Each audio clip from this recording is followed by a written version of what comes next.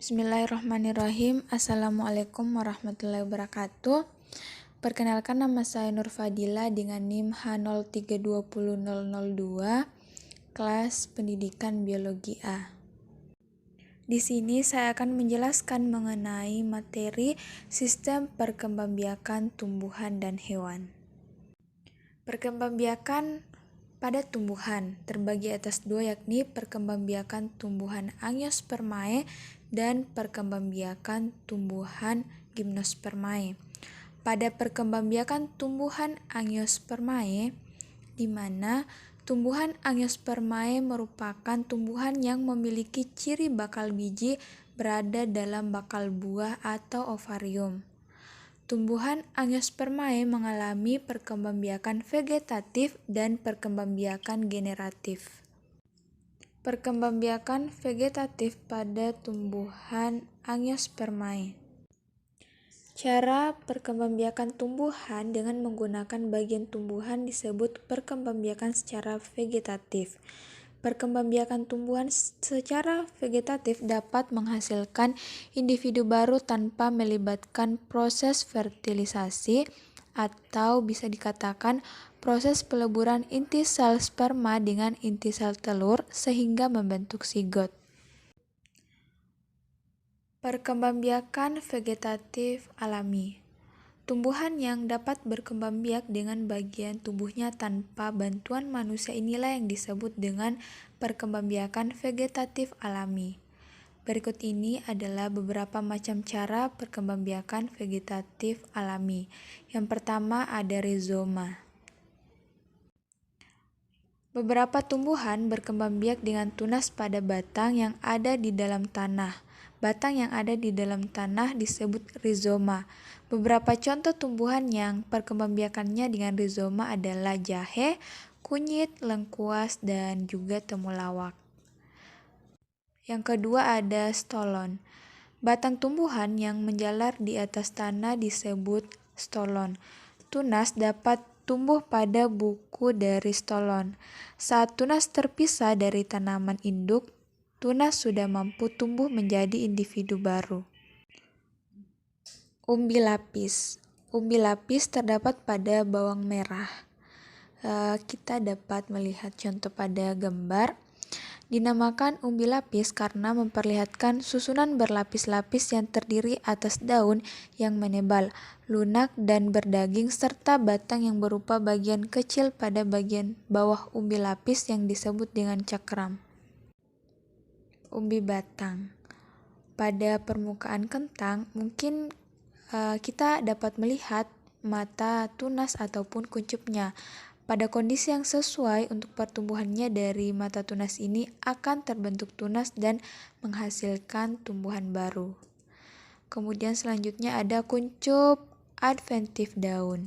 Pada bagian daun yang demikian dapat membentuk kuncup.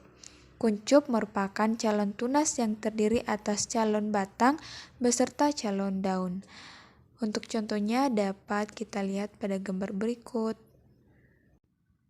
Kemudian ada perkembangbiakan vegetatif buatan, di mana perkembangbiakan vegetatif dapat terjadi secara alami di alam seperti yang telah dibahas sebelumnya, dan perkembangbiakan vegetatif juga dapat dilakukan dengan bantuan manusia.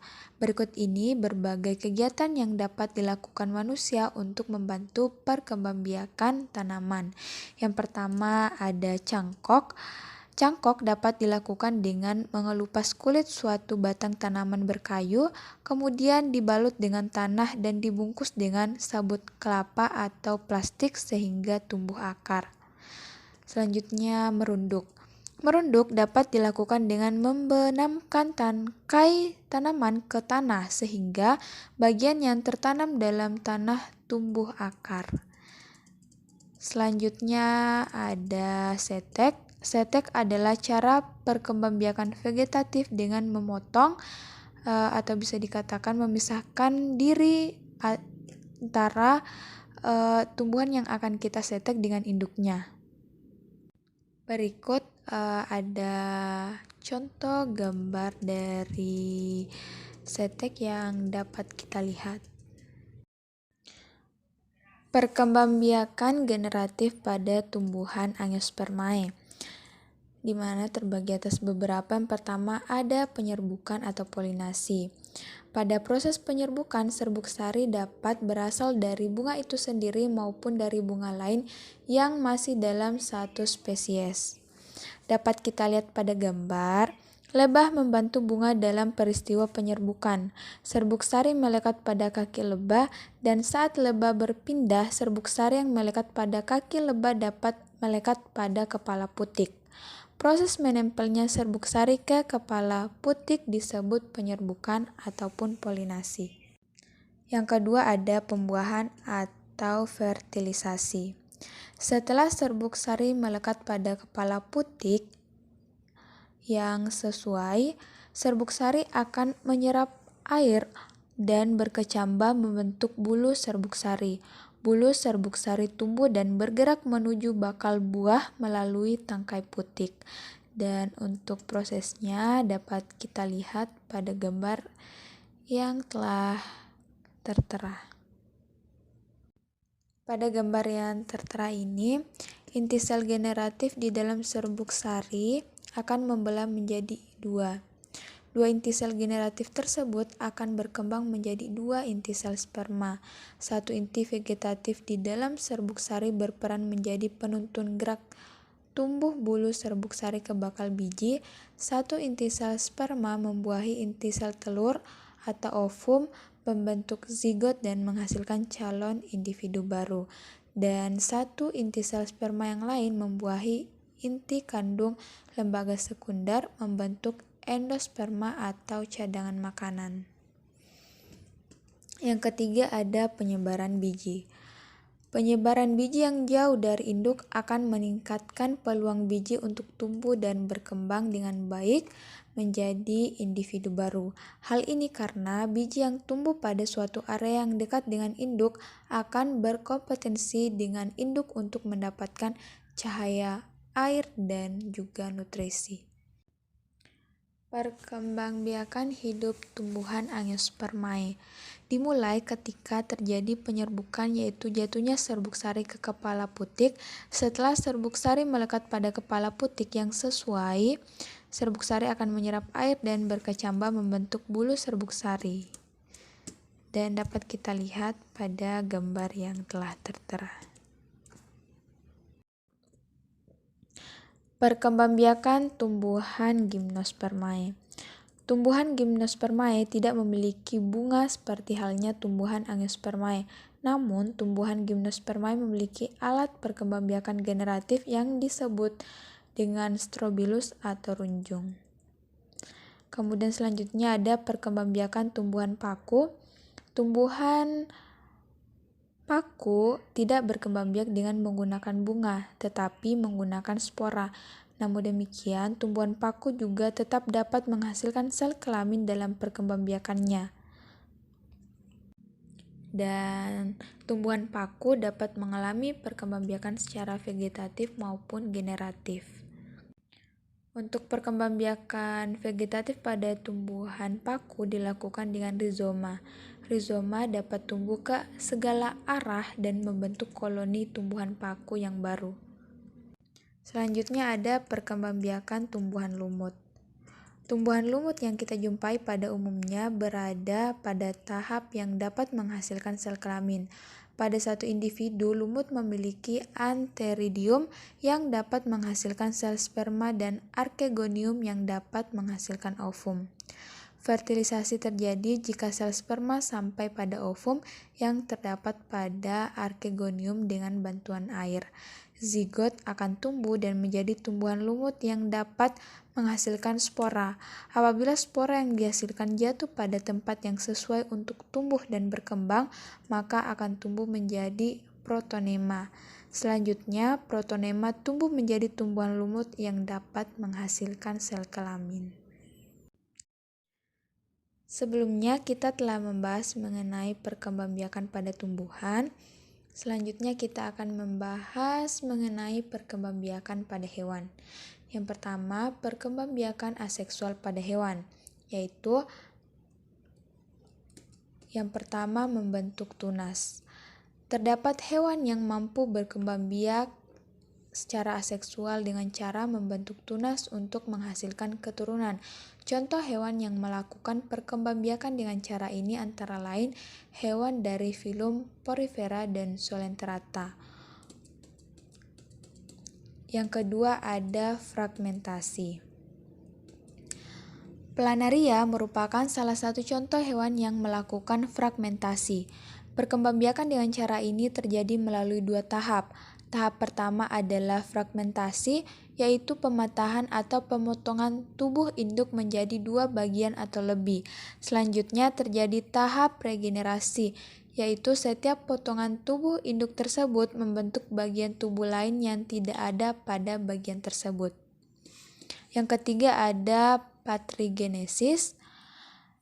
Parteogenesis secara alami dapat terjadi pada hewan lebah, semut, tawon, kutu daun, dan kutu air. Pada lebah, ovum yang dibuahi akan tumbuh dan berkembang menjadi lebah betina, sedangkan yang tidak dibuahi akan tumbuh menjadi lebah jantan. Yang kedua, ada perkembangbiakan seksual pada hewan. Berdasarkan cara perkembangan dan kelahiran embrionya, hewan yang berkembang biak secara seksual dibagi menjadi 3 jenis, yaitu hewan vivipar, ovovivipar, dan ovipar. Yang pertama ada hewan vivipar. Hewan vivipar disebut juga dengan hewan yang melahirkan. Hewan ini memiliki embrio yang berkembang di dalam rahim induk betinanya dan akan dilahirkan pada saat umurnya sudah mencukupi. Embrio akan memperoleh nutrisi dari induk melalui perantara plasenta. Adapun contoh hewan yang termasuk hewan vivipar yaitu kucing. Yang kedua ada hewan ovipar. Hewan ovipar disebut juga dengan hewan bertelur.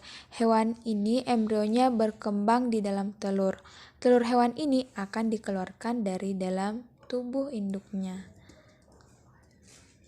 Yang ketiga, ovovivipar. Embrio hewan yang tergolong ovovivipar selanjutnya berkembang di dalam telur, tetapi embrio tidak dikeluarkan dalam bentuk telur seperti pada hewan ovipar.